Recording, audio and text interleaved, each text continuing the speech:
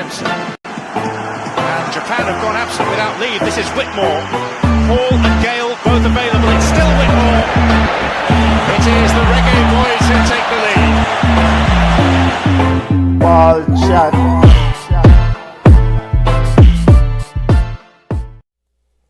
Greetings, yo! A long time greetings, football lovers. Ballchat Special Edition. Welcome to Ballchat Special Edition. I am Benton, the Summer Flex Boy Junior, along with brother Junior Wagwan family. How you stay? Well, I'm good. Breaking news. Next adoption. Breaking news. I'm actually all have on summer flex. I'm enjoying the summer. We don't cut nothing, don't shave nothing. Just I'm going to enjoy myself. Football family, big up on yourself. Hopefully y'all having a wonderful summer, safe and enjoying yourself out the road. Junior, how's the summer going, family? Well, it's good. I can't complain at all. But July 31st will be a day that goes down in infamy for Jamaican pop culture and sports. World Boss is free. Oh, the bleacher. Speedometer burn up. The speedometer burn up. I guess the speedometer is supposed to burn up with the bleacher leaving prison. Yo, what a day, what a day. You know, it's pop culture and we can't say so much about it, right? One way or the other, but from a musical perspective, I'm happy.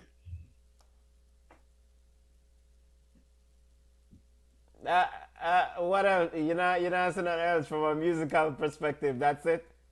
That's it. You see, I've been a DJ. I've been a selector since 1999. That's over 25 years. But I retired. I left the game. Because the music, they turned foolishness, right? You see the gray hair in my beard?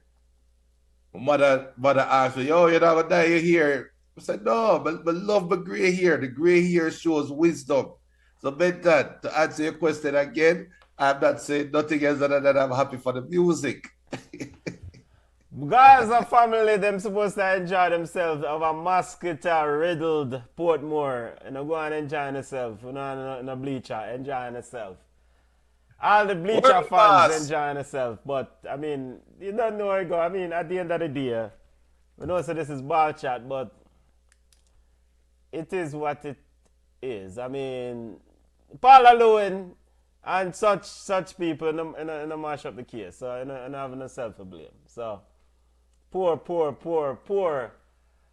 prosecutorial actions all around. So, and the judge, party sharp judicial system. So, the bleacher there road. Boy, the bleacher look fat, a.k.a. Vybz Kartel. Junior, as a fan of the bleacher and gas and water's edge and wherever, the mosquito-riddled Portmore, why is the bleacher so fat, brother? Why for that, Benton? Why for that question? Why? And why the bleacher have a rag around a kerchief around his neck? Well, we all know that it's been reported that he suffered from Graves' disease. Okay.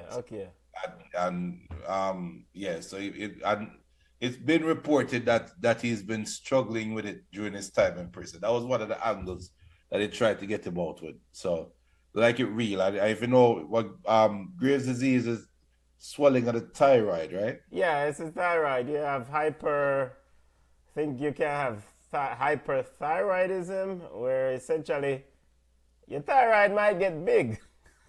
So, weird. So the bleacher might have covered him thyroid with a kerchief. And football family bleacher is Vybz Kartel. We just saw a video of him in a car with with his wife. Bleacher, hey, warm to shorty. Big up to BM. BM, big up yourself. We have other news to get to, but pop culture news, breaking news, the bleacher, aka Vybz Kartel, their road. We get to Steve McClaren and football news in a second. Junior, of course, we can't leave this evening. We get our thoughts on the whole Olympic passa going over here so with Shericka Jackson. So Jamaican news nice today. Up. Yo, Jamaica keep today. Jamaica keep. August Eve. And we call today August Eve. Day before August Eve. You know, big up Fabi Frano. Fabi Frano want to get to the point. How we feel about the appointment of McClaren? We'll get to McClaren in 2 seconds. Well, 30 seconds. We want to get... BM says, I'm from Portmore, but I have a mixed feelings about the verdict, a.k.a. the bleacher, their road. Speedometer burn up as the bleacher left prison. BM is newspaper natural vibes, so. All right, big up. All right, football family, let's get to the business at hand. Football show, football. We're enjoying the summer, so breaking news, we jump on occasionally to discuss these things. Steve McClaren, officially, as JFF's, actually put it out, JFF's Twitter handle posted Steve McClaren as the new man in charge. So JFF official Twitter handle says, our X handle says, please help us welcome the new coach of Jamaica's senior men's national team, Mr. Stephen McClaren takes the reign. Junior, we don't hear any details regarding the contract, how long the contract is. We don't hear any details regarding the numbers. Big up to Military Guna TV on YouTube. Military's has always been giving us update on the process. Big up to all the youths who always have given us update on the process. Junior, how you feel about Steve McClaren getting this job, family? There's a lot of layers to this onion we have to peel back, right? And you know, no BM, Renaissance or Jaro, no. I would love to play a Jaro. I would play a Jaro for any dance against anybody. Give me Jaro dub plates. I will play against. We'll kill Stone over Jaro dub play them. But anyway, this is a very complex onion benter, and the reason why is because I'm a Manchester United fan. There is so much layers to this story. It's not funny, right? How I feel about Steve McClaren on the surface. We heard on the timetable, or when we look at the public timetable, because we hear things, we are privy to some information that Ballchat would not really try and beat the body to the punch and say certain things that should be said in private, right?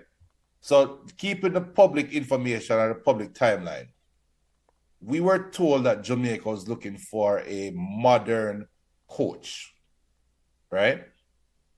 Modern. And that's a key word for me, because ever since we spoke about Mr. Speed saying that we were trying to be the speed whisperer, pun intended, and figure out what does the term modern coach means. What is a modern coach? Nowhere in our psyche did we ever think it would be Steve McClaren. Nowhere in our psyche. There's no, you could have done odds on bets. Nobody would have betted that Steve McClaren, who is currently Ten Hag's right-hand man at Manchester United, would leave Man U and go to Jamaica right now, right this minute. But then we look back at it and realize that Man U did hire new coaches in Ruud van Nistelrooy and the next brother. So the writing was kind of on the wall for Steve McClaren. Some might even say the writing is on the wall for Ten Hag, right?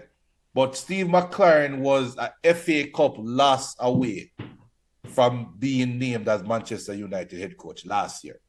That's how close he was. He was going to be the next head coach of Manchester United. So you have to sit down now and say, how this timeline break down like this? How did Jamaica get in to Steve McClaren? How? Like, you have to sit down and for real. Jamaica looking for a coach. England looking for a coach, even though Steve McClaren wouldn't go back to England again. Mexico looking for a coach. America looking for a coach. Jamaica? So Steve McClaren is on the American trip with Manchester United and he's picking Jamaica to coach. You have to ask yourself why. Now, for me, this is the best time Jamaica can ever make it to the World Cup. If you're a coach, and you say, if you could pick the ideal time to start coaching Jamaica, and your goal is to get to the World Cup and build your CV, when would it be? Right now. Right now is the best time. This World Cup is the best World Cup for you to try to get a team to the World Cup and overachieve and build a CV. So that, I just got through 4 or 5 layers. But there are more layers to come. But I have to ask myself, why Jamaica? From Steve McClaren's perspective, I get why. It's a mercenary hire. You can get Jamaica to the World Cup. Jamaica have is one team out there with probably the most English-based players in their group or in their player pool, so you can have some form of familiarity coaching them. Cool. But from Jamaica perspective, why Steve McClaren? And the other big layer too is the leak that came out of JFF. I remember the leak that came out of JFF was an ex-Man United legend is going to coach Jamaica. Remember that was the leak? Everybody ran with Steve Bruce. Right? JFF, you dropped the ball and you missed an opportunity to identify who's leaking out of your organization. Because if I was the JFF, that's the perfect time to find who is the leak.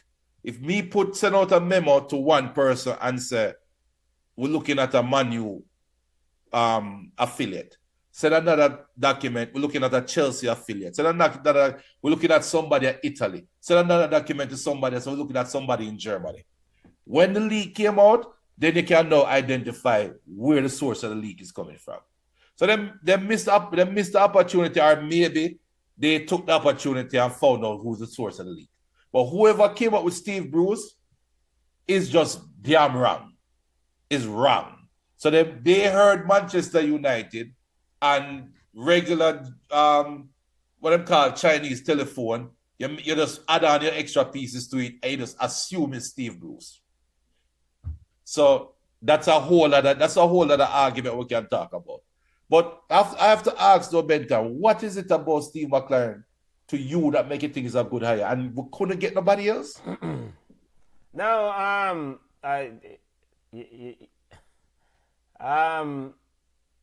if the reports are to be believed, I mean, there were coaches and coaches and coaches and coaches, right? Steve Bruce, Ole Gunnar Solskjaer, Miguel Cooley, all mentioned. And of course, JFF will never confirm or refute those names involved. But at the end of the day, Steve McClaren's record, Middlesbrough, 38 winning percent from 2006. He ended in 2006. His stint with England, he was sacked after they failed to qualify Euro 2008. Had a 50% winning. FC 20, where he's probably his best tenure. 63% won the Dutch league, I think, with FC 20. Wolfsburg, 29%. Nottingham Forest, 23%. And then his return to FC 20 was 47%. Derby County, 53%. And Newcastle, 2015, 2016, 23%, rounding up. I didn't remember so this brother coach Newcastle. Oh yeah, Derby I remember County, that. 44% and 45% winning percentage. And Queen's Park Rangers, we're looking at his most recent job prior to the Man United assistant role. He was at 35% approximately there. So, I'm going to say this just like with any manager. Well, first, I think it was Fabi from Frano asks, do you think Adidas have a role in this or something like that?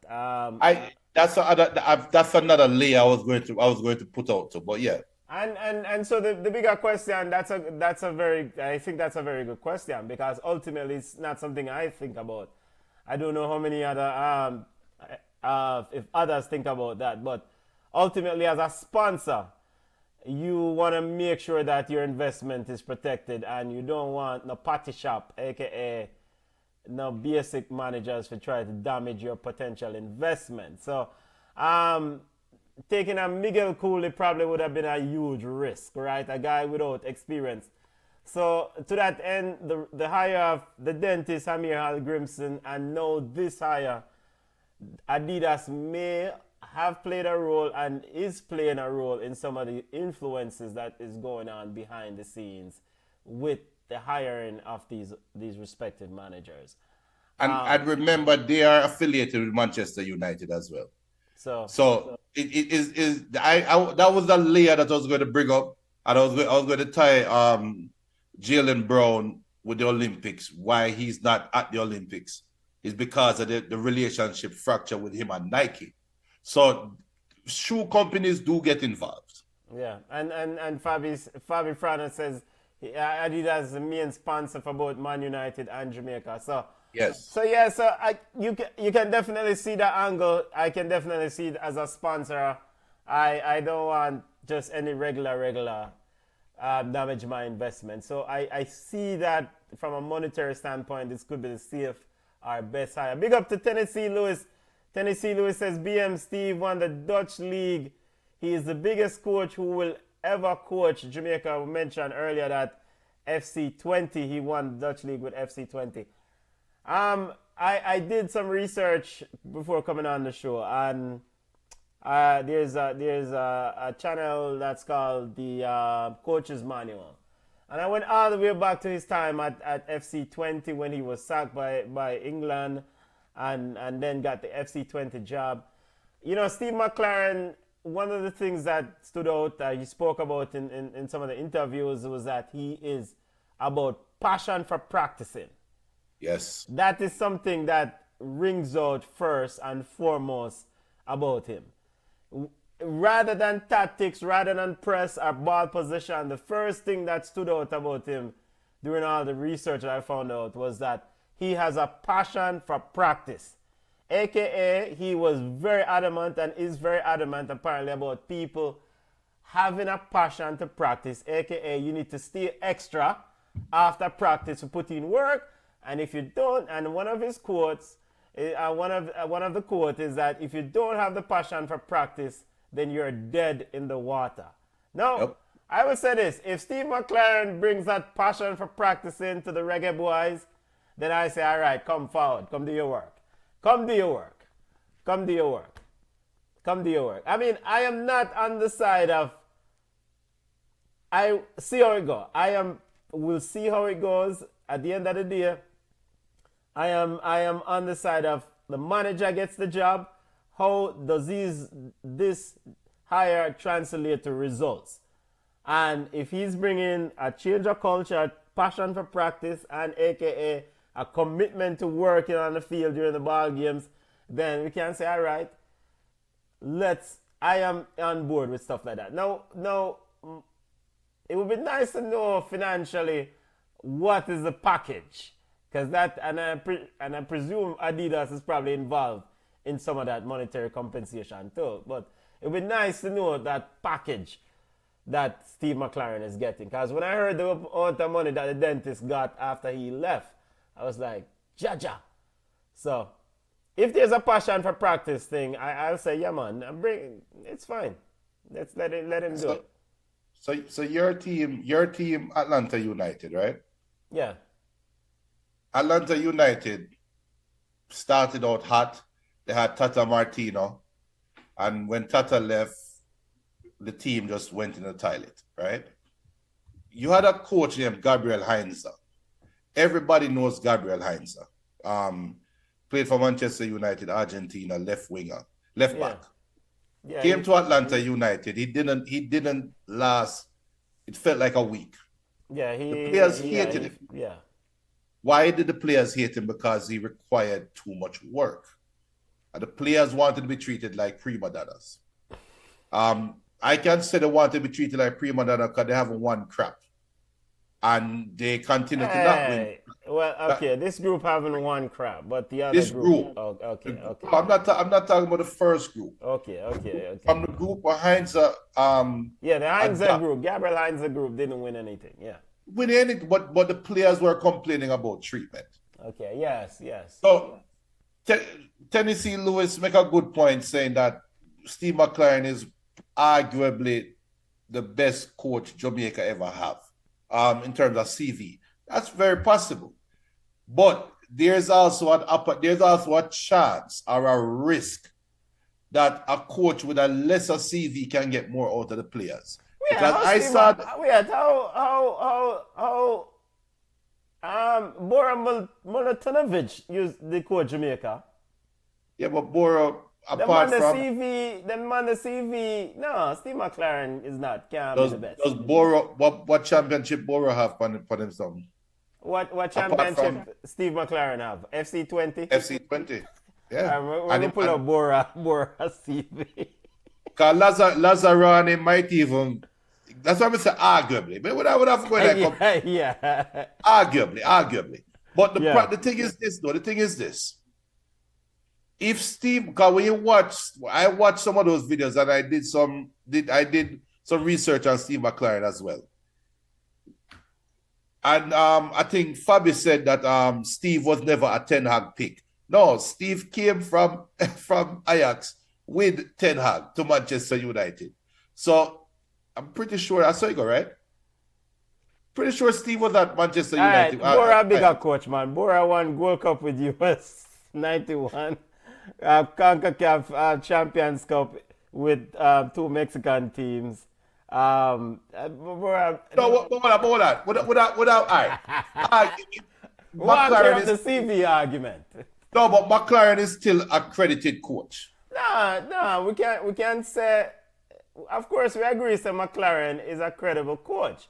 Right. But we're not gonna say that McClaren is the most fancy or bells and whistle manager based on CV that far. Well, he's up there. If, all right, come on, man, 2 or 3. Come on, fam. It don't matter. Top 5. If you got top 5, it don't matter. But the problem for me is when I watch those videos, watch videos of his tactics. Now, one tactic that is going to fit right in with Jamaica is if he's getting pressed, he doesn't believe in the passing the ball, choo. Once I kick the ball to the wing, and make a winger, you have 2 touches. You have your first touch should be good, second touch should be going into space. And they practice that religiously, right? Fine. But my problem is the man management. You can be a great coach tactically, but you're not coaching club teams anymore. You're coaching a national team. You're only going to have the players for 7 days before a game. What practice you can do? There's no amount of practice you can do to instill anything. I think an international coach have to be more of a man manager than an X's and O's coach. If you can get the players to rate you, if you can get the players to buy into what you are selling, you're going to fail. But I think he brings name recognition. So instantly he walks into that Jamaican locker room and there's a level of respect, I would expect. Respect by whom though? Oh, the players. And look, let's address the elephant in the room. You have those players that think that they are super top level. Is Steve McClaren a big enough name to let those players and their handlers buy into the system? I don't think so. Is Steve McClaren able to look at the players that think that they are the diamond in the rough, and look at the player that think that he's the last man name getting called and he has no chance of getting a first class ticket, and make both players come together and say, we're here to win? That is a question. I don't have any proof of that. We can only look at X's and O's and wins and losses, but those players that McClaren coach were getting paid to play. those players that McClaren coach were doing their jobs when they are listening to him. They know if I don't listen to what my coach said, I'm out of a job. Here it's different. So how does Steve McClaren approach it? Now we know him have international experience. We know that. And he did coach England, right? So yeah, he did. He has the experience. And the England media, the British media has always been sharks. So he has experience dealing with sharks. The problem is the sharks he will now have to deal with is in the locker room. Same sharks. It's the same thing. It's the same environment. It's just that you have to deal with it a little bit closer. How does he navigate that? When I listen to his speech on the coaching thing, all I am hearing is I rather play older players than younger players. That's what me hearing from him right now. He's going to rather play the more experienced players than the younger players. That's one thing I fear right off the bat that I might be right. Yeah, but I think if you connect the previous point about the easiest or the quickest time for make a World Cup, you're going to rely on more, I would envision, more mature, older players. Because you don't have time for your experiment and try to figure out this. And so this is an important thing for me is ultimately what are the terms of that agreement? What is in his contract, right? Essentially, your objective is to totally focus on the senior team. Here's a list of players that the technical staff says are available. Here's a list of players that we can potentially target. Can you convince them to come forward and play for us? Then we move. The heavy lifting of watching Premier League and scout this and do all that, I don't know. And it's going to be interesting to see who's going to be part of the staff. Right? Who's going to be part of the staff. If there's also another connection where he can potentially convince more English players, aka your fancy such man to forward, I don't know. So there are potentials there, and with the name again, I think that him walking into that locker room is garners a certain level of respect because of where he has coached, who he has coached. And one notable thing that he said in the interview or in the discussions about his tenure at England after when he was hired FC20, he said he was young, he was inexperienced, he has learned a lot from international football and those lessons has been guiding him since. So I'm probably going to need some of them lessons when it comes to the Reggae Boyz. I think it's going to be a deal because he's going to have to deal with cultural differences. He's going to have to deal with prejudice and stereotypes as well. Because there's nothing about Steve McClaren that says Western Hemisphere. There's nothing about Steve McClaren. There's nothing in his DNA, nothing in his CV other than him just come over here and take vacation. There's nothing in him DNA, so he doesn't know how to deal with them. So how is he going to react? Because look, I'm gonna say the converse. I'm big up Tennessee Lewis, saying most of our players are from England, so I think he's the right man to deal with the team. It's his statements that he's right, most of the players are from England, right? But you're still playing for Jamaica. It is still Jamaica. There is still a Jamaican expectation. So when the coach come in, and if he's siding one way or the other, because I can argue that Tapa sided more with the local players at times, and that created friction. I can argue that my boy the name from Germany. Which boy? Winnie. Who? I can argue Winfred. Oh, Winifred. I can argue that Winfred sided more with the youth players. Yeah. After Mackenough and after the Mackenough generation went away, he sided more with the youth players, and that created friction. Yeah. If McClaren come in now and side with the British players, it's going to create friction. Or we just have to say a full British 11 or a full British 10 with or probably British 9 with Low and goalkeeper. Andre Blake. Andre Blake. You might have seen 9 British players. And I wouldn't have a problem with that as long as we get to the World Cup. But I would have it's all about results. I mean, at the end of the day, let's see what you can put together on the field that translate into results. I am receptive to the manager until it goes sideways. Him pick him side, him whatever tactics he want to roll out. But ultimately, the bottom line, the measurement of a manager is win-loss. How are you doing at the win-lose column? So, Steve McClaren, there are a lot of questions around the hire. There are a lot of questions around will he immerse himself in the culture, all these things.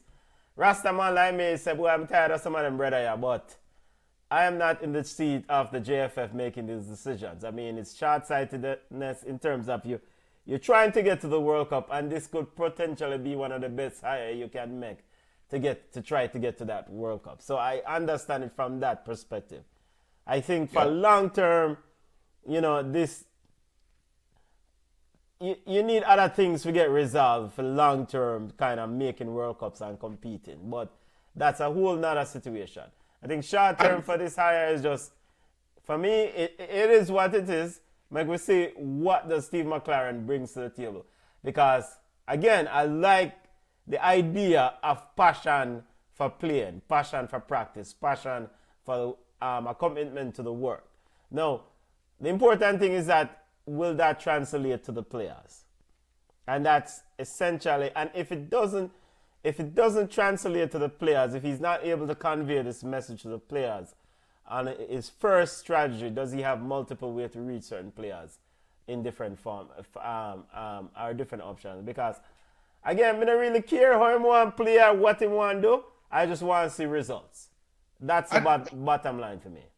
I agree with you. And Tennessee Lewis and BM have a nice conversation still. Talking about Bora. You see, you're gonna start up a catch with Bora versus Bora versus. You see, that's in their opinion. A man who why Steve McClaren will say Steve McClaren because Steve McClaren is this. A man who but we have to define, if you're going to say one is a better coach or the other one, we have to define what exactly are the criteria.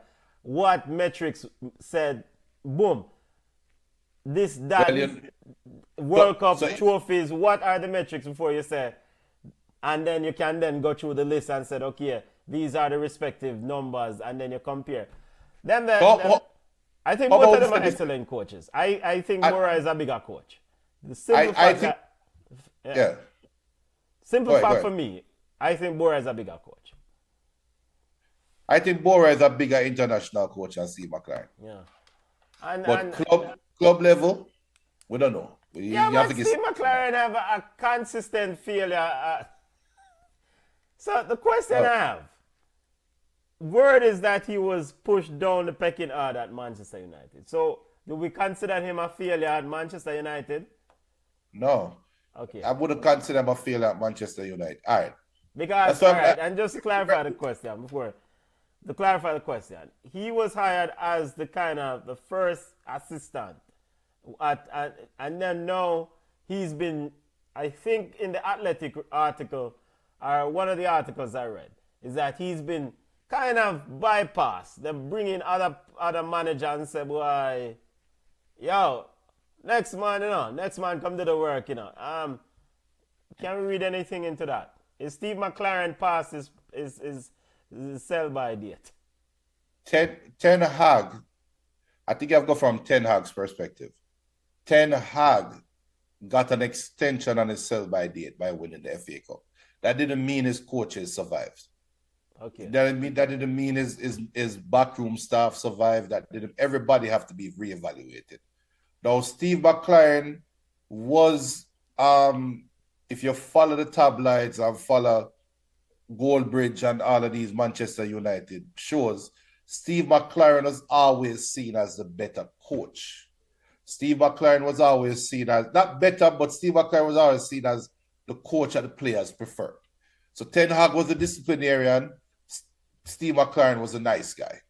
Okay. Steve McClaren was Sancho even said if Steve McClaren get the job, he must stay and all kind of foolishness. So there's no telling what that could mean for the locker room. Okay. No telling. Now, when they hire Ruud van Nistelrooy and the next coach, that's a signal to Ten Hag like, yo, your coaches in waiting are hired. Because remember, you know, it wasn't Ineos that brought in Ten Hag and Steve McClaren. It wasn't the brother when they bring from Man City that brought in Steve McClaren and Ten Hag. So them man sit down and do it and say, yo, I wouldn't bring in Steve McClaren. So get rid of him.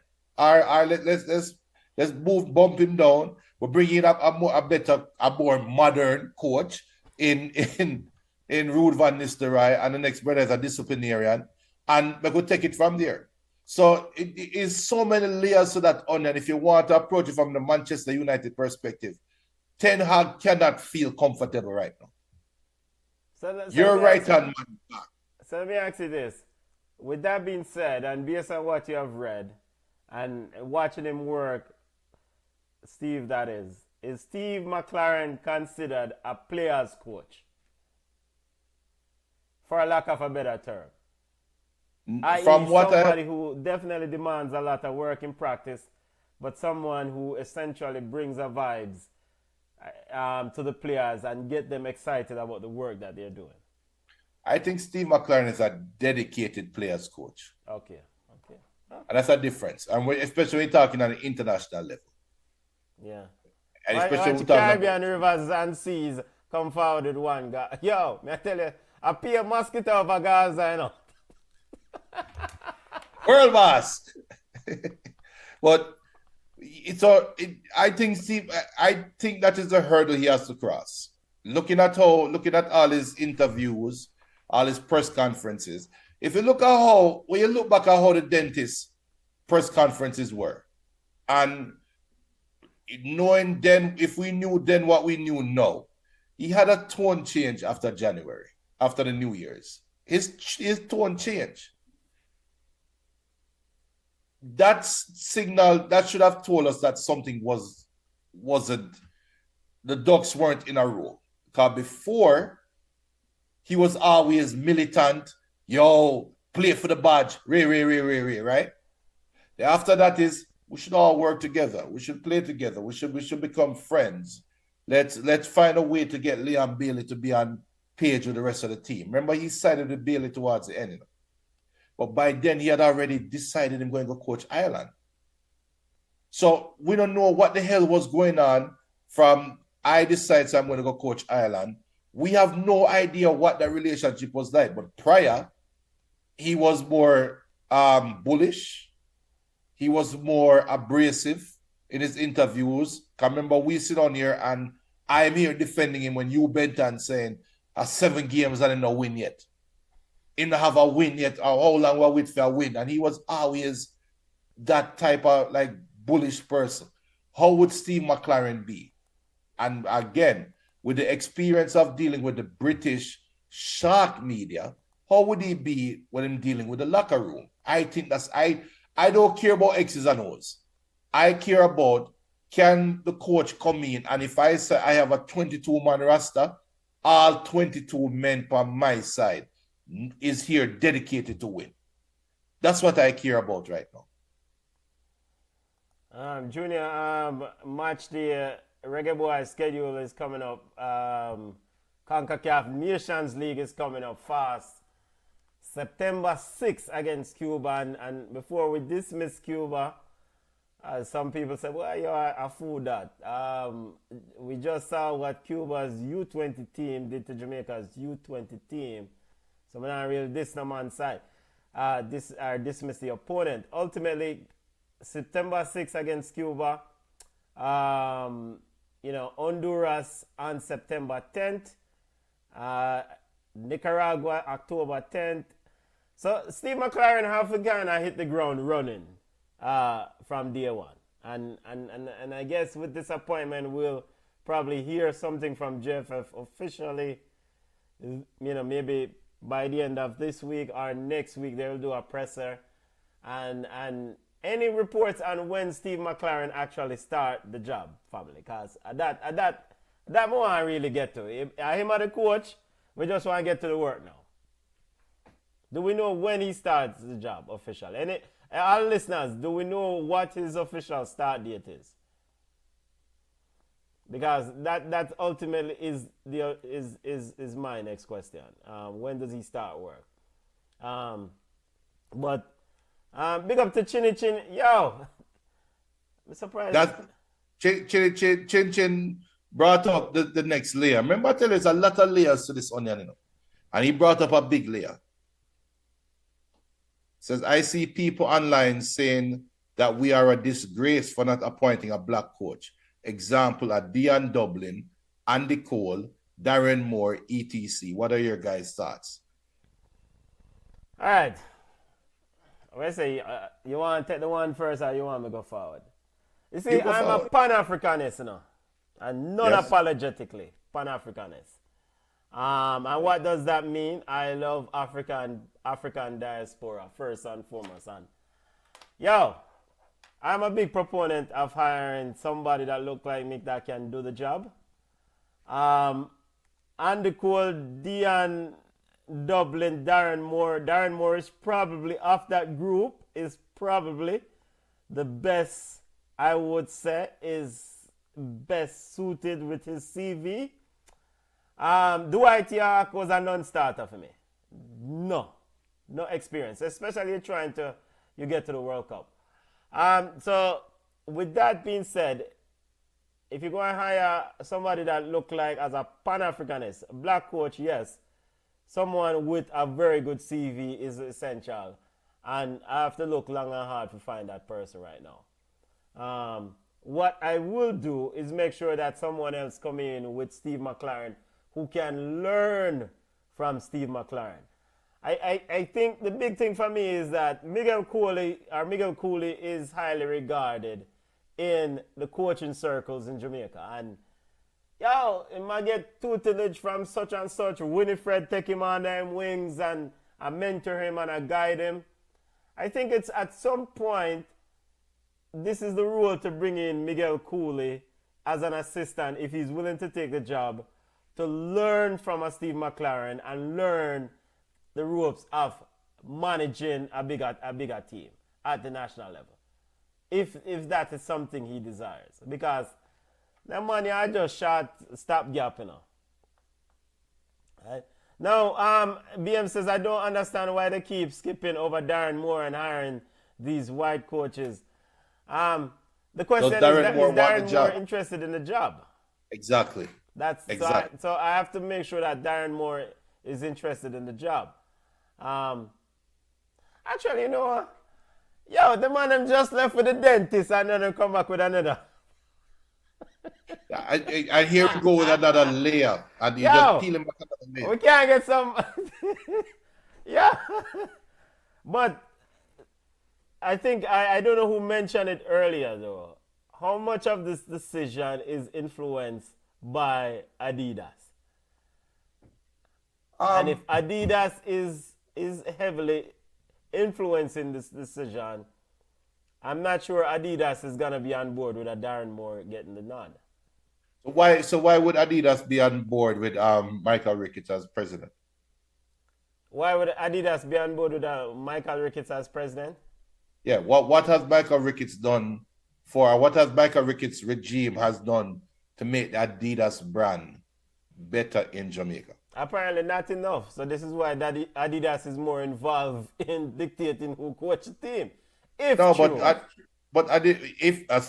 true, Adidas, you drop the ball by not putting your money investing in your opponent for the election that just passed. Yeah, so you already invest in it. You already have a contract with somebody. So whichever the opponent that comes in would have taken over that sponsorship agreement, right? Because brand Jamaica is marketable, you know. Because right. I think Adidas is playing a long game here, you know. Adidas are playing full for catch wise. I don't necessarily think Adidas really care about the JFF and Jamaican Football 100, you know. what Adidas' ultimate objective is a track and field program. Because if Jamaican athletes keep excelling, like, you know, at these world events, it's a prized possession to become the sponsor of Jamaican track and field. So Adidas, I think, and I have no information to support this. This is just me kind of just doing calculations in my head. Jamaica track and field brand is superb.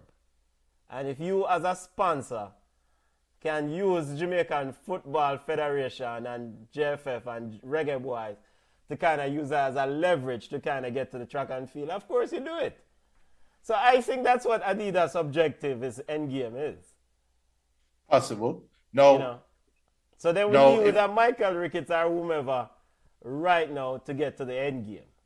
Because I also think that the track and field sponsors, either it was recently re-up or it need to be re-up in a coming year or something. So the timing is probably right. Someone can correct me on that. The timing is probably right for Adidas to try to come in and officially make a bigger bid to try to take over that track and field sponsorship kit, because I think that's their ultimate objective, not necessarily the Reggae Boyz thing. Possible. So from Adidas' perspective, that would be the goal. From Steve McClaren's perspective, it's just a 2-year stint. And if you look at his CV, most of his jobs he spent 2 years. 2 years seem to be his regular. And Jamaica, odds on, should be favored to make it to the World Cup. Odds on. So for him, it might be, this is an opportunity for me to parlay this opportunity into something bigger in Europe, right? So that is their perspective. If the GFF was also playing the long game, their perspective should be bringing a coach, mercenary coach, build a mercenary team, get us to the World Cup, like Qatar, like what Qatar did when they hosted the World Cup. Build a team that, if you look at Qatar team now, if that's the same team will go to the World Cup, and play, build up your brand, build up your name, and let's rebuild, right? This is an opportunity for the JFF now to just get it right. You have an opportunity to get a big payday in the next 2 years and get it right. Build a foundation that you can start building a cash cow again. Build something where we can bring fans back in the stands. We said Darren Moore, BM say here, Darren Moore said he's ready whenever the opportunity comes his way. That was, I think he said that after, was it Ipswich he was coaching? I think he was coaching West Brom. Was it West Brom? Was it one of them team was coaching, and after that, when he left that job, he said it. I think he should have been the coach. They should have figured out some way to get on the contract to be the coach over Helmgrimson. That was the time to bring in a Darren Moore. Or the time when they brought in my boy he used to play for Liverpool. John Barnes. It was the wrong time. Now is the time you bring in a John Barnes. Now is the time you should bring in a John Barnes. When they brought in John Barnes, Jamaica had a snowball chance in hell to make it to the World Cup. And Fuller did score that good goal against Costa Rica, I think, and gave us a lifeline. And we lost the paddle to make game. Now is when you bring in a John Barnes. You don't need an X's and O's guy. That's all I'm saying. You need somebody that can reinvigorate the fan base. Rene Simoes came out and said, I would coach his team again. Publicly said that. And GFF said no. And I think Fabifano, El Pistolero said, he said he thinks Speed did not say he didn't want to. No, Speed did say he wanted a modern coach. Oh, so that's okay. So that was the quote directly from the article, I think, in the Observer. But right. I think Speed came out and must have said did get misrepresented or whatever. So, no. Brother, you said you wanted a modern. I don't know. I am going to misrepresent you again. You said you wanted a modern coach. No reporter going pull the word modern out of them backside. You said that. That word was used. And trust me, they never want Simons. Liverpool leading Arsenal 2-1 Premier League practice game occurring, and Chelsea apparently was leading Club America 1-0. So, Junior, Chelsea look like them turn the corner, Bridget. 2-0 now. It's preseason. We don't care about preseason. Only thing we care about is injuries. But I'm willing to give the coach, just like any manager, a chance, and it's all about the results. Time will tell. He has an opportunity to kind of come in and let's see what will happen. But I'm going to hit the ground running, and because we don't have no time for waste, brother. We don't have no time for waste. And I think Jamaica, we have this thing, say, boy, I think some of us have this notion that we should make it to the World Cup because they expanded the pool to 48 teams. But other teams also have the same aspirations, the similar aspiration. So a lot of other teams in the CONCACAF region has been doing the similar sort of strategy, recruit as many players from the professional ranks just for this moment to try to make it to this World Cup. So it's not a given that Jamaica is going to make the World Cup. So you have to put some work in. And if Steve McClaren is the man to do the work, then come forward and do the work. That mean simple. But what define the work though? So defining work. Ultimately, my readout is results. Win football games. The work is, i.e., we saw games here where under the dentist, Hal Grimson, where the Reggae Boyz, this game against the CONCACAF Nations League semifinal against Mexico, where they were overran 30 minutes, 20 minutes in the ball game. It's like the man, I'm still in the locker room.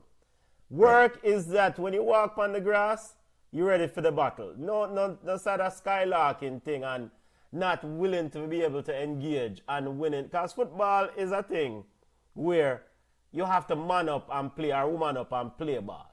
You have to kind of straighten your back and play ball, i.e., you have to read the plays, and you have to be also forceful in the tackles. You cannot be slow in the reaction. Yeah, I see a thing one day. I watch a U20 team, Reggae Boyz U20 team. Man, them get 15 love in our 3 games. And one of the most appalling thing, in fact, we did reach out to my brethren, and the brethren still not reply to me, but I don't hear nothing from them. One of the most appalling thing that was crazy for me is that the youths them were slow. They were slow to react to their opponents. They were slow to react to the ball. I see a brother, the number 4 in the midfield, our number 4, I breathe now 47 minutes like him out for drop down. And I say, what go on this? So that is part of the work. The ability to prepare properly. So when you walk on the grass, you're already ready to compete. Because if your fitness is not up, if a man is going to walk and do foolish, me no night, brother. Me no night. So let me ask you a question then. If you are the new coach of a national team and you realize that the players that you are picking, because he's going to need a game. That Cuba game, we can't come out of the Cuba game thinking that he's the next Pep Guardiola or he's the next whoever the greatest international coach is, or we can't come out feeling that he's a failure. It's the first game. He has to figure out his team, right? Yeah. But if he come out realizing that I have a team of players that are not fit enough to play the way I want them to play, is the onus now for him to change his style? Because you can't change the players. It's not a club team. You're not with them 24/7. Okay. You can't force them to do that. So is more of a fit. You have to be. This is where, when it comes to the coaching cycle of international football, you have to find the right fit for the players that you have. You cannot bring somebody and say, put a square peg in a round hole. Yeah. And we'll give you the tools for square up the hole. No, it have to be a fit. Yeah. And is Steve McClaren the fit? I don't know. No, all right. very good points. Very good points. You have to be a fit. You have to be able to resolve issues. Because if you have players in your pool that is not able to do the job that you would like, so you tell me so there aren't players who can achieve or do the job that are Jamaican players. I refuse to believe that. So then that is part of the support mechanism that needs to be in place. But then the politics get kicked in And so, because right, so then that ultimately is going to be the next question. And we part the question over you can't right or so. But one of the elephant in the room, who can be successful, or can Steve McClaren be successful with Party Shop Administrator, aka JFF? Because you need an ally. You could get Pep Guardiola. You need an ally on the administrative side to help you achieve the objectives. An ally meaning that when you need to schedule games, you get game schedule. When travel needs to get sorted out, travel gets sorted out. The extracurricular stress where players complain about, that need to get. So my question to you, providing and based on historical data, JFF does not solve these problems, or them not solve. So in the likelihood that they don't solve this problem, what is the potential for a success of Steve McClaren? There is no potential for success. So then the question... what is the possibility of success? There is no possibility of success for Steve McClaren in that case, because if those issues cause the players to fracture, they will fracture again. And so you now have to sit down now and say, well, did Steve McClaren do his homework? Because in his official statement, he said something like, now is the right time for an opportunity like this. And he said he didn't hesitate when the opportunity came, right? So how much research did you do, Steve? Because it's one thing for us to be so close and intimate with the Jamaican football team. Somebody over in England that is sitting now watching tape of Man City, getting ready for Man City in a FA Cup final, they don't care about Jamaican football. So the little that he knows about Jamaican football, does he know the real Jamaican football? I never see anything in there where I conferred with the last coach. I don't see anything in there where my good friend Blah has been on the island. So how much do you really know about Jamaican football? And because it's not, with Lazarani, at least we can say the internet was different back then. Now, a simple Google, Jamaica soccer or Jamaica world football. Just Google that. You're going to be sitting up with negative articles. Do you really think you want to walk into that right now? Are you fit enough to walk into that? If he did his research, did the negotiation up front and say, look, put it in a contract for the next 2 years, but guarantee this amount of games. I guarantee this amount of camp. My camps are guaranteed to be this long. Blah, blah, blah. Then cool. Right? But if it's just going to be another coach who say, oh, Jamaica is a top-ranked Caribbean team. Come remember, the people who are selling the job to him is not telling him the truth. They're not saying, well, you know, sir, you might have you have a brother over here, so that some people see as a cancer in the team. You have a brother over here, so we want to sleep on king size bed by himself. You have a brother over here, so we want ackee and saltfish every week. No, you get in the number one team in the Caribbean. You get in the third-ranked team in CONCACAF based on the last Nations League. That means that with all the teams that are qualifying for the World Cup, your odds-on favorite to make it to the World Cup. That's all I'm hearing. So I'm hearing the glitz and the glamour, and then when him land, it'll be, this wasn't what I was sold. What if that is the case all over again? Then I'm going to feel. All right. So point, yeah, likelihood, the possibility, and of course failure in this sense would be the World Cup, right? Failure to right, not making it to the World Cup. All right. Our sock before qualifying the team to the World Cup. Now, right. So two requests. Two things I asked of Steve McClaren. And me, me not really have nobody if you really ask for requests, but me I make some requests anyway. Brother, if you call people to play defense, play them in a defense. And not play them in a midfield. I don't think football fans and Jamaican football fans is any different. That's it, brother, just make common sense prevail. We saw what the dentist did, and maybe a man link me what and this is not my views, you know, the man views. And the man say, yo, you know, so the dentist sabotage the thing to leave the work. Because, and now he's in Ireland and, you know, people are running with certain things and I run joke about it. But, so that's one of the things. And of course, one of the biggest part of it is this. Ultimately, you can't call the brother Latibadir, who's a defender in a Coventry, and then I come do like the dentist and I play him in a midfield. And you have midfielders sit down on the bench. Man who are play midfield week in and week out. So those are the metrics. Don't make stupid decisions. Common sense. Right. Simple thing. All right, so next thing. So that's my first request. The second request is this. JFF. Hopefully JFF learned something.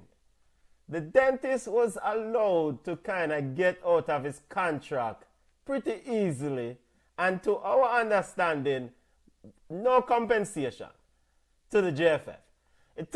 To me, like, brother, you have a contract with me. If you want to go play, if you want to coach Ireland, and if you want to coach Sisters of the Poor, and you decide to break the contract, give me back some of the money. JFF need to make sure that these guardrails are in place in this contract, because if Steve McClaren is looking to use the Jamaican football team as a leverage to get a better work, then when the better work come, he can take away himself, but don't take away with so much money, like the dentist did. So those are my two requests. And of course, win football games. I just that we ask for. Fair enough. You can just win. Who was it? The late great owner for the Raiders, Al Davis. Just win, baby. Just win, baby.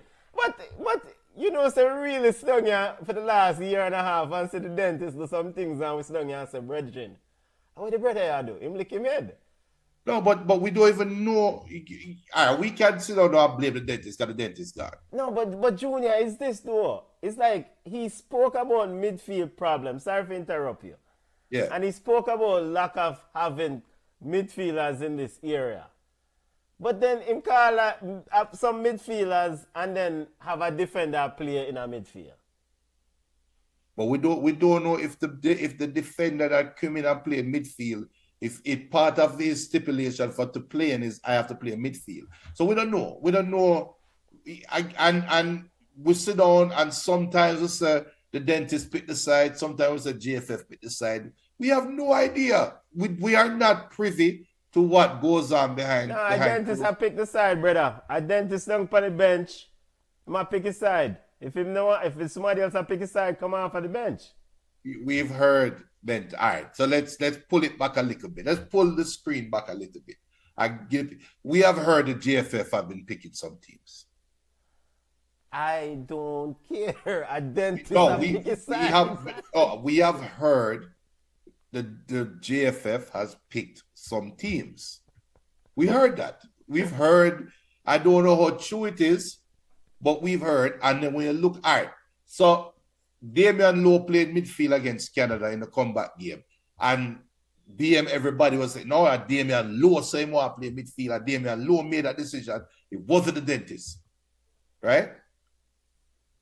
Cool, fine, it worked out, but you have to look at the coach as a coach. You mean even tell me you say a player can just tell you what I'm going to do and overrule anything we say just like man, that? What the ideas, man?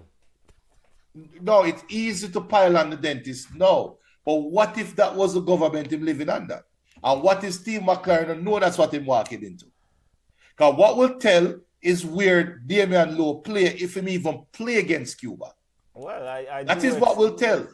I mean, because it would be nice to get a game, a practice game. So what JFF, the next task that the JFF should be doing right now, when Premier League has start when? August 18th. Yeah, Championship I start what? The weekend before, so the man them probably mix up and busy up with them clubs. So that's probably yo. I don't know because it's hard to get a friendly game with your so-called available or best players from Corner, aka Europe, because the club season about to kick off. And speaking of club season kicking off, Ballchat family, we're there again when August 18th. That would be our first show back for the upcoming club season. Now actually we're gonna do a preview show August 17th. A kickoff or August 16th. Somewhere we'll do a kickoff preview, EPL kickoff show. But regarding,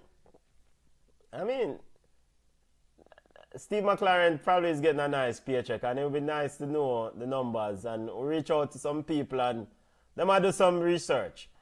So if we can find out how the numbers is, that is something that. But I'm willing to give them a chance, just like any new manager. I'm willing to give them a chance.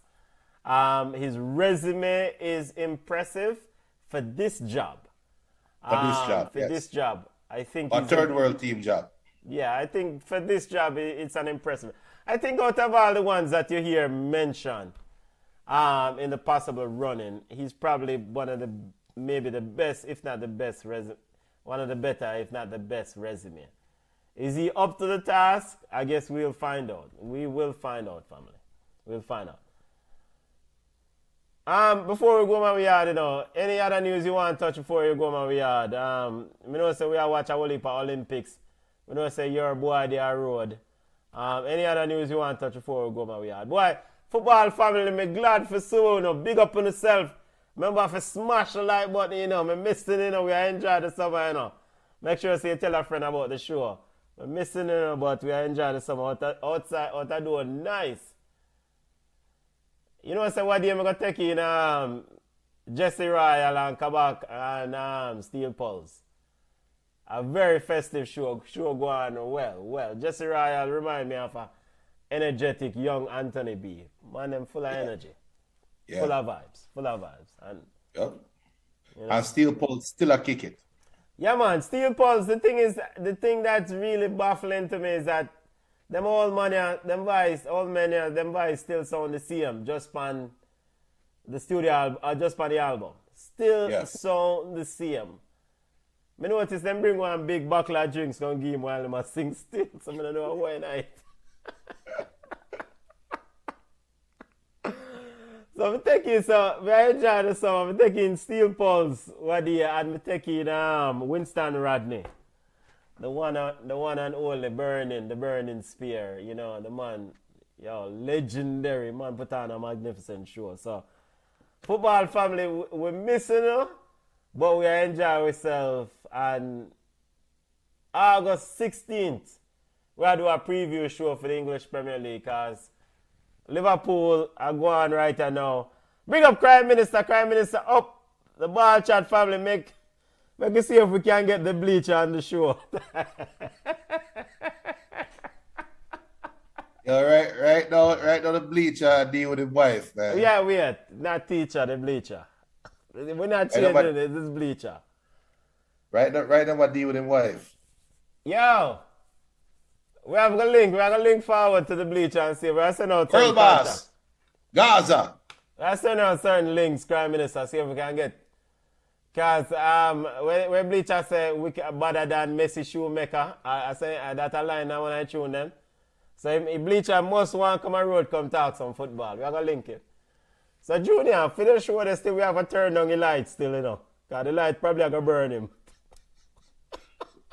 People, Benton that chose a word after I teach us. Those are the views of Benton and that Junior. But I don't want to come style me. Yo, you have to go back over Gaza. Wait, over Gaza you come from, right? Yeah, so all the Gaza, me not live there. No. Gaza come from which part me come from? Okay, Gaza. That me tell all of the young boy them too. Oh, you come from? No, me not come from Gaza, brother. Gaza come from way. Me come from 395 Treadway Court, Westchester. When me a run road, nobody don't know about the Gaza. We know about cross the water. So you are We the give mosquito birth to Gaza. of them. Yeah, we are the basket of them. Gaza after we, man. Yo, Cartel. Go out to phone and go easy, man. But the Gaza people, the move and go, man. Put more than before Gaza. Nobody out of pressure right now, bit. Yeah, before we go, football show, we have to touch a few news before we go where we are. Because, you know, of course, again, Steve McClaren is the man at the helm for the Reggae Boyz. We don't know officially when he will start, but forward, Steve. Make sure you walk with your blood pressure medicine. Because the work ready. Work they have to do. How the man enjoying the Olympics? You know, and before we go, another big Jamaican news happened today. Shericka Jackson officially out 100. Normally, when we discuss track and field when the ladies clean up the 100. Shericka Jackson out, Junior Soup-Bone gone with the 100 now, aka Shakira Richardson. Yeah, but you say that is your name for her, right? And you call her Soup-Bone. Well, the original Soup-Bone is Serena Williams still, you know. She had the original Soup-Bone, but Shericka. Yeah, hold on. People, hold on.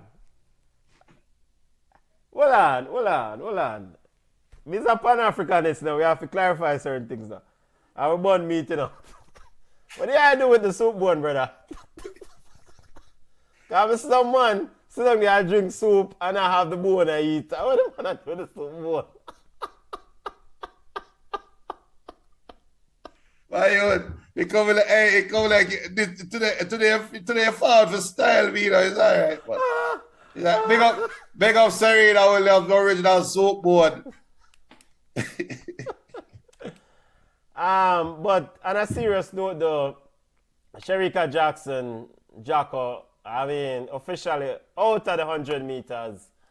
As Olympics want to do over better. Eh? Olympics want to do over.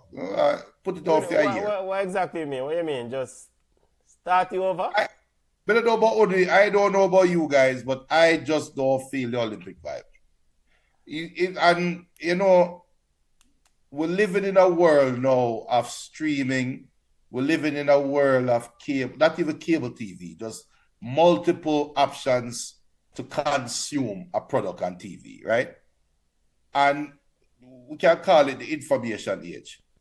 I loved Olympics when I just one channel I have, and you watch what the channel decides to show you.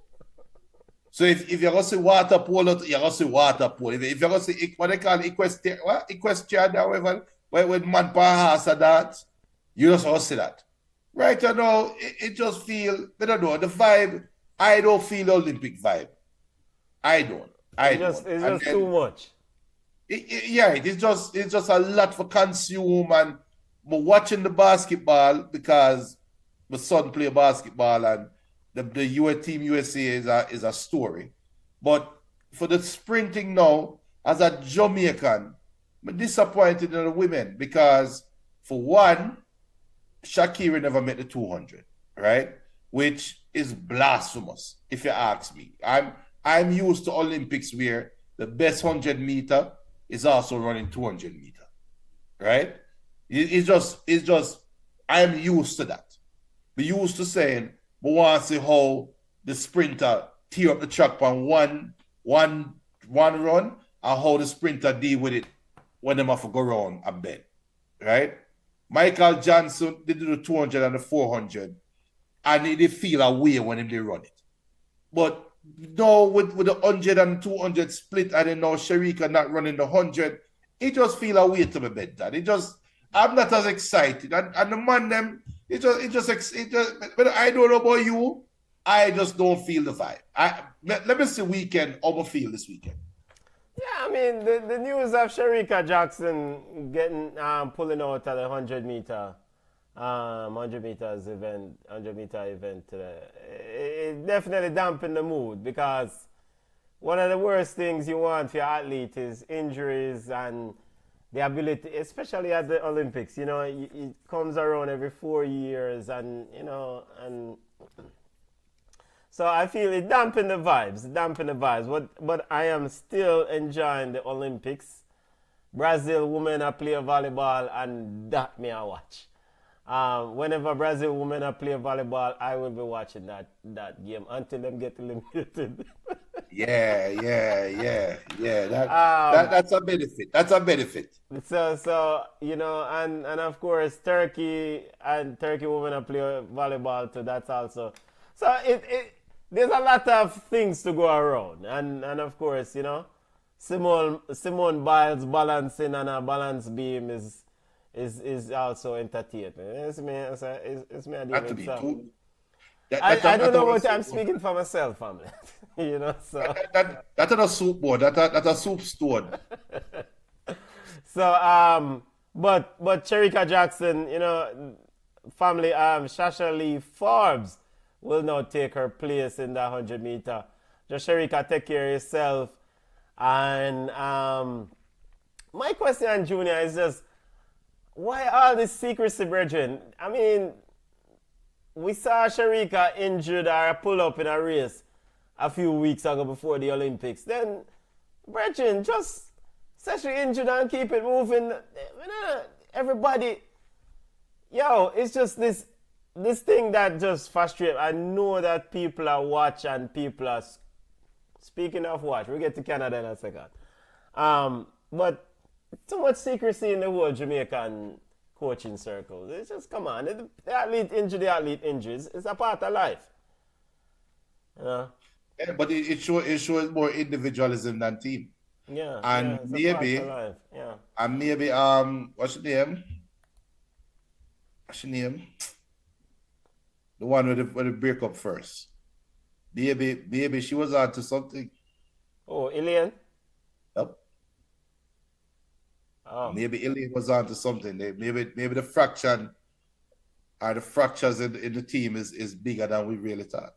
I don't know, but Frano is Frano. Frano is Frano. We don't know how he is. You know, Frano is Frano. And of course, we see what happened with Kishian in the men's 100 meter. So that's a whole nother secret thing right there. So. But speaking of Olympics, Junior, the Canadian women national team, coach suspended. Junior, what? The coach suspended for using a drone. The coach suspended for using a drone to spy on New Zealand, and subsequently end up beating New Zealand. FIFA disciplinary committee stepped in and deduct what? 6 points. But Canada won all 3 games and ended up making it to the next round. They will play France in the next round. Junior, your thoughts on this whole? And the thing about it, the Canadian Olympic Association allegedly told the coach not to take the drone because the request was made to take the drone, and the coach says decided to ignore the order or block the Canadian Olympic Association. I think blocked the order, but the coach proceeded anyway. Yeah, you see, once a cheater, always a cheater in my eyes. So you have to just sit down and wonder how many times have they done this, and where else or what else they have used in their favor. So it's a bad story. It's a damper on the Olympics. It showed desperation. And like you said, them beat New Zealand after getting caught. Them win all 3 games. So that means that they probably never even have to spy.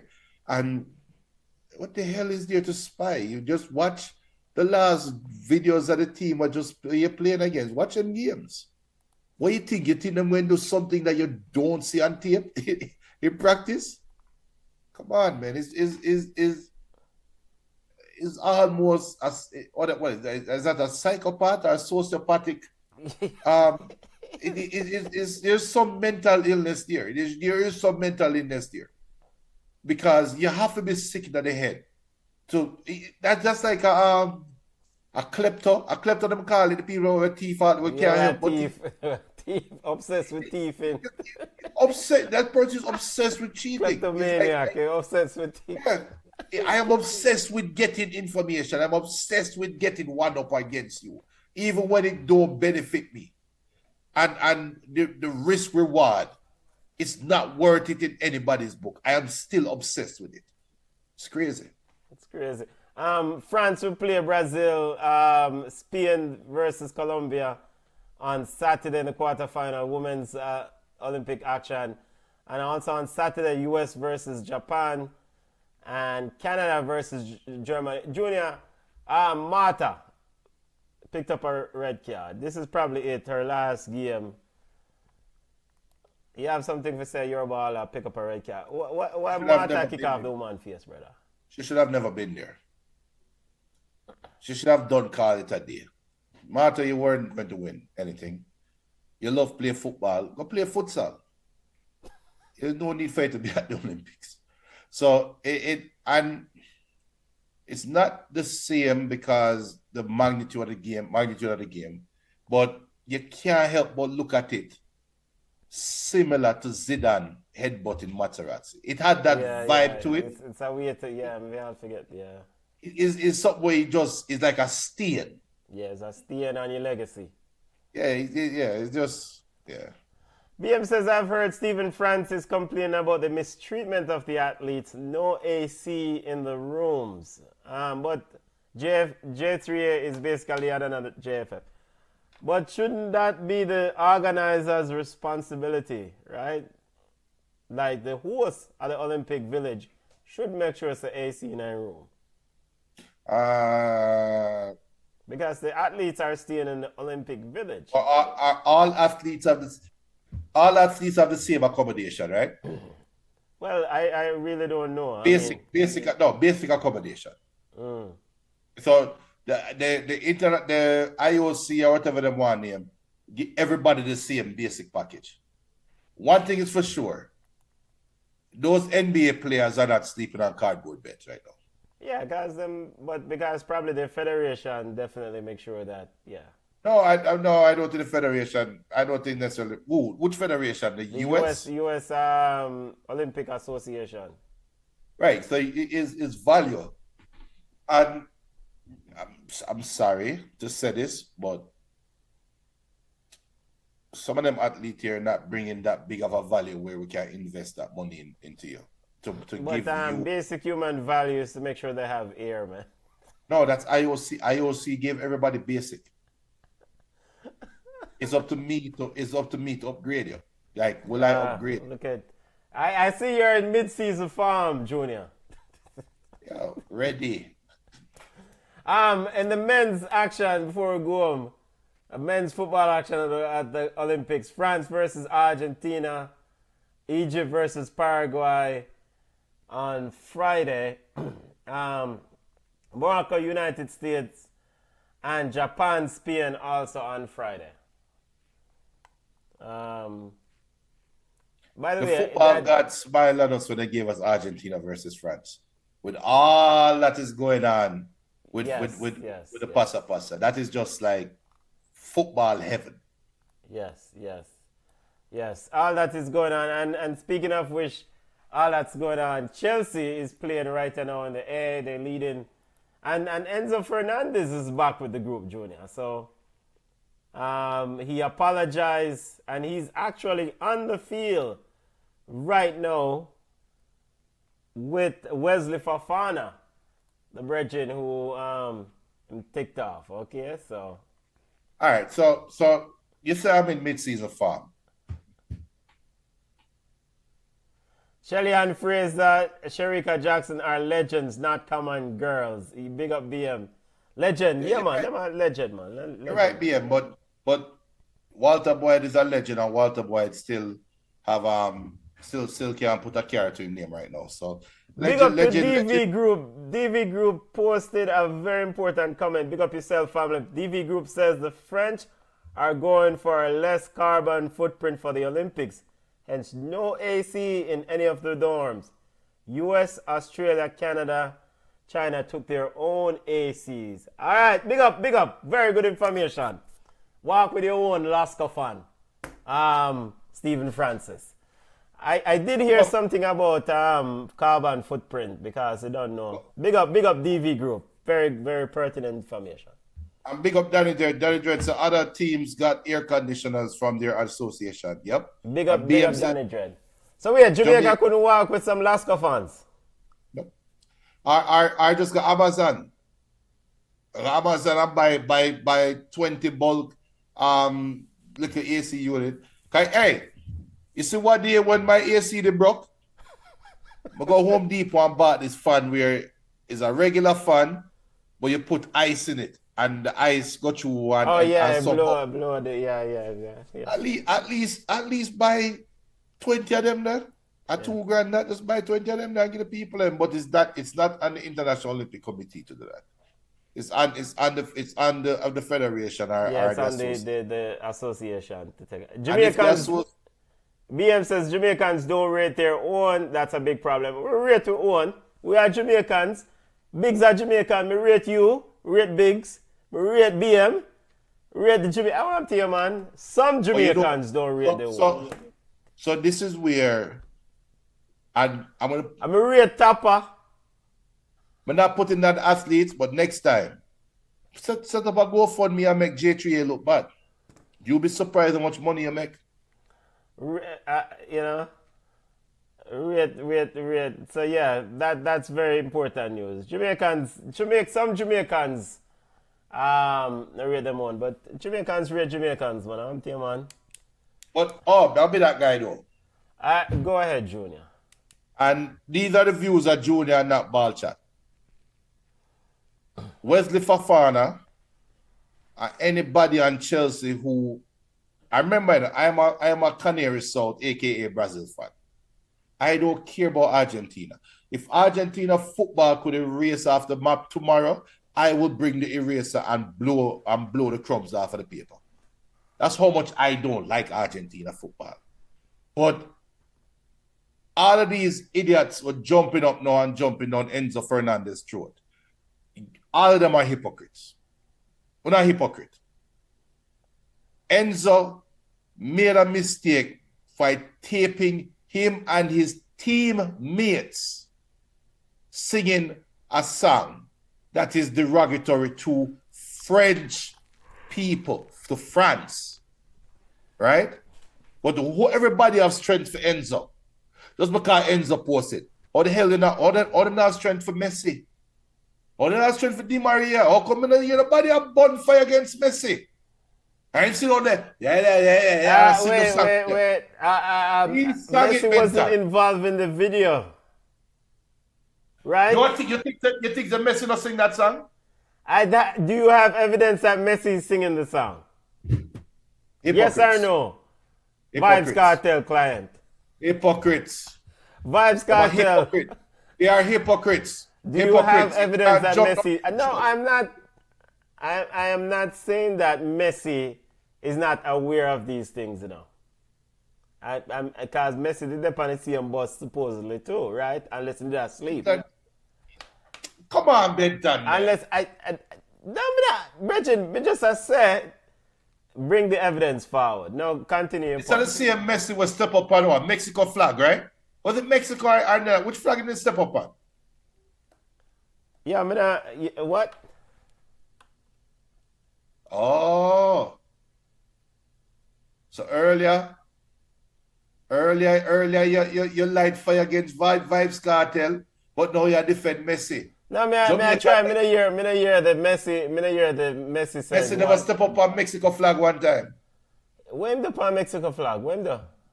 He step up on Mexico flag in the locker room. I think it was Mexico. Oh yes.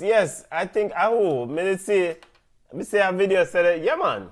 A foolishness light a fire upon that. Yeah, man. No, but all I'm saying is that Messi is not going to be in that caravan. Messi is not going to be says I would hate to think that Lionel Messi is a racist. I'd like to give him the benefit of the doubt.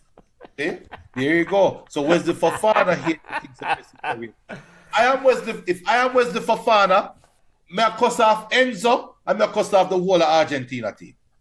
All right. So Everybody to be seems to clear, have strength for Enzo. what did Wesley Fofana never call nobody name? Wesley So nobody, Fofana said blatant racist, and that's it. That or something to that effect. He saw the video and he replied to the video and said blatant racist. So I don't remember Wesley Fofana say Enzo or Bug Butcher. I just remember him say blatant racist or something to that effect. Then it kind of said, well, yo, Enzo Fofana because he's a teammate. Enzo Fernandez because he's a teammate of Wesley Fofana. No, have to take it. Well, him did that on the video anyway. He have to take it upon himself to issue that apology. And, yo, them song is inflammatory, brother. But not. why is it Enzo the only one that have to do the apology? I know it's his video. Because I think that Enzo, to answer your question, Enzo apologized because his teammate, Wesley Fofana, was the one who called it out. And then Badiashile or Desassi and Badiashile, Desassi, Badiashile, and Wesley Fofana all, I think, unfollowed Enzo Fernandez. Now, you don't know, you are the social media guru or whatever. But when a person unfollow you, it's just like if my wife, decides to go, she unfollow me. The relationship done, Apparently, this is the landscape of the landscape of the social media age. When somebody unfollow you, that means the relationship gone, 30 and younger. So, if you're over 30 and believe that, slap yourself. So, but all right. So Enzo Fernandez took it upon himself to kind of mend the fences, and Chelsea Football Club also took it upon himself after seeing the video to then say they're gonna do an investigation, and subsequently, word is that Enzo put out an apology. And he then joined the group on tour, apologized. We see him in a Chelsea post videos of images of them in a pool together. Blase. Benton, it's just PR. Yeah, it's PR. I definitely think it's PR. Let's see if Enzo Fernandez learns, or any other Argentinian players who sang that song, learn anything from it. And for all the people them who are say, well, the money and mother come from this, the money and mother come from that, so it's facts. The point is, these are French players. The man never said them come from Cameroon or said them come from Kokana. They are French people. Oh, you are come forward and I tell them say them they are not French. You see my deal? So that's the fire me I burn right now, so. And then one of them saying that the video said why them sleep with transvestite or something like that. Why them I put Mbappe business a road? So that's the rivalry between Argentina and France. So that's the whole. That it's just a rivalry. Leave the ball alone, man. Leave it. By the way, Junior, is it true though that Mbappe did a date one? I think it's true. Okay. I think it's recorded. Mbappe is a brave youth. Maybe that's why they call him Killy. But I rate Kylian Mbappe, the footballer. We're talking football here. But the thing is, the thing though is, Enzo Fernandez, the crime that the public seem to be accusing him of is recording. It's not the singing, it's the recording. It's the releasing of the recording. That is where he went wrong. Okay. If the problem was the song that was sung, it would have been, we are lucky that Enzo had his social media on recording this, so now we know how the Argentina people feel. Yeah. That's not the vibe. The vibe is Enzo is wrong for recording and taping his team saying this. It's two different approach. And to me, okay, I see what you're saying. You're a hypocrite if you sit down and is just killing him for that. Okay. You don't hear that Enzo, you are a part of the group. So we're cussing off the group. We're not cussing you off. Yes, you are part of the team, but may I light a fire upon the group. Yeah, the entire group. I mean, and this same song has been sung in after the World Cup I think at River Plate Stadium. Also, me have Argentinian brethren who tell me, say, brother, if you're forward, we're not going on game because we can't deal with them passa foolish, you say. Yeah. And so but this situation also raised a larger question though, I think. Because it kind of triggered that old question. Why in South America you have more players of indigenous background. You also have black players who play for other teams in South America. Whereas in Argentina, there seems to be non-existent. I looked it up. Eh? I looked it up. So based on your research, what did you find out, Junior? And provide the source. Because we don't want the coconut source. Well, we have to dig up which site we go on. But black people are dark-skinned people is only like 1% of the population. Okay. So it's a very small percentage of the population. It's a very small percentage, and they are isolated.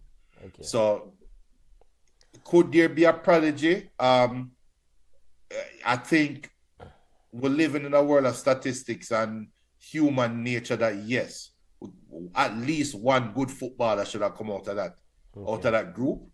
But that is equivalent to saying why we don't see an Indian. If you think about it, you don't have an Indian NBA player. Why?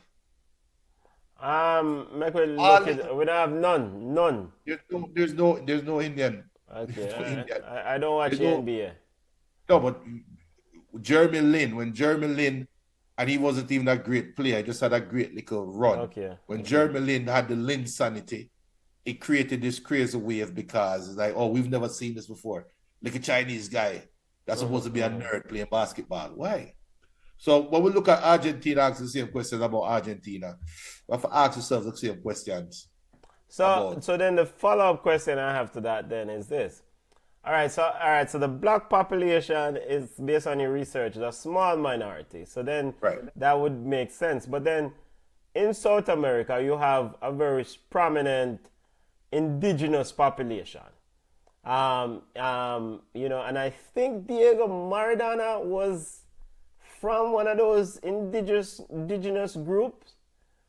And I think he did spoke about discrimination against his group. So with that being said, so what going on with the indigenous groups in Argentina? Because I presume that they are much larger than the black population. All right, so according to the CIA fact book, 97.2% of Argentina's population identify as European or mestizo, which is a mix of European and Amerindian ancestry. Okay, the majority of Europeans are descended from Spain and Italy. The remaining 2.8% of Argentina's population is Amerindian.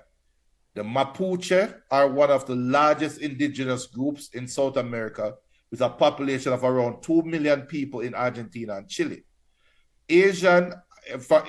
Argentina also has a notable Asian population, with many descended from West Asians like Lebanese and Syrians, or East Asians like Chinese, Koreans, and Japanese.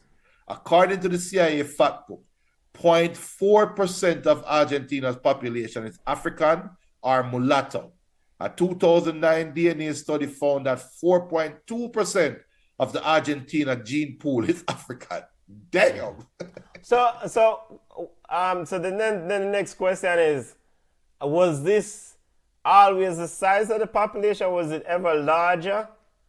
And if it was larger than that, what happened? Did the rest migrate, or did them? Because I don't think it's migrate though, because we are they mixing into the blending into the population? No, I think it makes sense historically, because look at where Argentina and Chile is located. Okay. They're in the southern tip of South America. No slave ship are going down this. What you mean, slave ship? Hey, I want to you. No slave ship going south. Which wind? But Which wind since carry when the slave ship? since when you just need ship to move slaves? Come on, Benton, man. Majority of them went to Brazil. Yes, And majority of them Ecuador. went to Brazil. So Yeah, but eventually the migration going to stop somewhere. And worse, it get colder. The further south, it going to get colder. Tell me why the slaves are going to go down to the cold. They don't use the cold. It makes sense. It makes sense. we have to do some more research because there's a lot of That things. Chile don't have a lot of black players either. No, If who? any. Chile, Yeah, Chile do, but Chile has a very prominent American Indians. indigenous population, very prominent. But, And I but think like Argentina, yeah. and Prime Minister said black population was systematically pushed out of Argentina. All right, But so they now, probably don't have enough to deal with for start anyway. all right, so check that information from Prime Minister because I've I'm sure it's true. heard similar comments, but I've never taken the time to look it up. I've heard the CIA tapes regarding the migration of Europeans of a certain persuasions. Yeah, some Nazi they go to Argentina and take just to keep it real. Yeah. And actually there's also some in Brazil too, to keep it real. So I think from my understanding, because and Danny Dredd said they were driven out and genocide. I can see it, yes. But I don't think I would argue that the population wasn't big enough to start with. So it's So then if easier. them a kill off the black people, then they must racist that, brother. No, but I'm not disagreeing. But guys, don't take it the wrong way. I'm not trying to I'm make an just argument that they're not racist. Yeah. I'm not making an argument for that. What I'm telling you guys though is that don't have the impression that there is some black prodigy running around Argentina not getting the chance to play football. There's only 0.4% black people in Argentina. So the chances of that happening is slim to none. So that's all I'm saying. So it makes sense. And when you look at the map, of South America, you have right at the bottom, you have Argentina and Chile right beside each other. Then you have Uruguay, Paraguay, Bolivia, Peru. And then right above that, you have Brazil, Ecuador. Look at how all of the black people are these countries. Uruguay have one and two little splatter about the place. Paraguay, I can't remember seeing a black player for Paraguay. Peru, I've seen black players at Peru. But the more south you go, the less frequent it become. All right, so Junior, back to AI overview here. Black population in Argentina history. And I should capitalize the word Argentina, but it says Argentina has a complex history with its African roots, according to AI. I don't know if this is your AI that you developed, Junior, but with the black population making up a significant proportion of the country's population at times, but declining over time. Spanish colonial period, around 200,000 African captives were brought to Argentina during this time, and by the end of the 18th century, black people made up about a third of the population. In 1778, a census by the Spanish colonialist rulers found that Africans and African descent made up 37% of the population, and in some provinces, the percentage was even higher. After the Argentine independence from Spain in 1816, the black population remained significant, with African descendants making up 30% of Buenos Aires populations for decades. However, Argentina's Census Bureau stopped collecting racial information after this time. So this was after 1816 census. 30% blacks in Buenos Aires, according to this AI search. After this time, the census stopped collecting racial information, and so the exact numbers are unknown. Between 1850 and 1890, the black population in Argentina declined dramatically, and by the time of Argentina's independence, the black community had almost disappeared. Some factors that may have contributed to this decline: European immigration. 2.2 million Italians immigrated to Argentina between 1861 and 1914, which led to demographic shift and military service. Many black men died in the country's 19th century wars due to the harsh conditions of enslavement and being pressed into military service. In present day, in 2022, 0.6%. All right, so with that history, the boy Enzo Fernandez and the entire Argentinian ballers who are sing on the train, on the bus, forget, boop, boop, get 2 years us. Because when I'm teaching history in our school. Yeah. And I'm well aware of the European influence in the Argentinian population. And some of them youth here we are talking about French players coming from Africa and rare. Some of them ancestors are come from Italy. Yeah. Well, that's both of them, yeah. Irony of ironies. Ironies of ironies. But yeah, big up Prime Minister and big up Danny Dread for setting us straight on that topic, and big up Junior for the research and the sources for the AI articles taken from The Guardian, from Wikipedia, from Washington Post, and a whole heap of other sources. So those are the sources from and there's also a site called Being Black in Argentina. Okay. With that being said, Junior, before we go my way yard, Chelsea defeated, with Enzo Fernandez back in the group, defeated Club America 3-0. Good or bad? Liverpool also won. Good or bad, Junior? Injuries, any injuries. That's all we care about in the preseason, injuries. Preseason games are meaningless games with other than injuries. That's all I care about. Junior, preseason games are not meaningless for Enzo Maresca, the new coach of Chelsea. For me, it is. No, I mean, all right. So I even see a joke put out where, and we've chronicled Varane last year saying players playing too much. Remember? Fair enough. So how these same players that fly from England come to America, come play in all these games? Because money, Junior. This is a cash cow. Right. So it's a catch-22. I don't care about the games. I care about the injuries. Because if these players are complaining that they play too much, you think they're going to play hard in these games? No. And so you can't look at the result. And just to let listeners know the story, Chelsea accept Atletico Madrid offer for Conor Gallagher Jr. So it looks like he's on his way out of Chelsea Football Club. Yeah.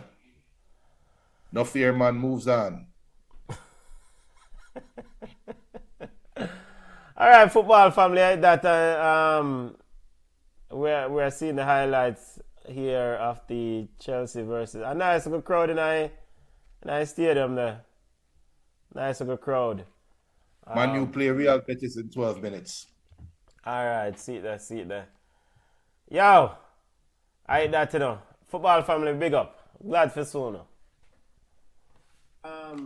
Glad for sooner. When again? August 16th? Yeah, somewhere around them time. Providing Preview show. Providing that the JFF don't stock Steve McClaren before then.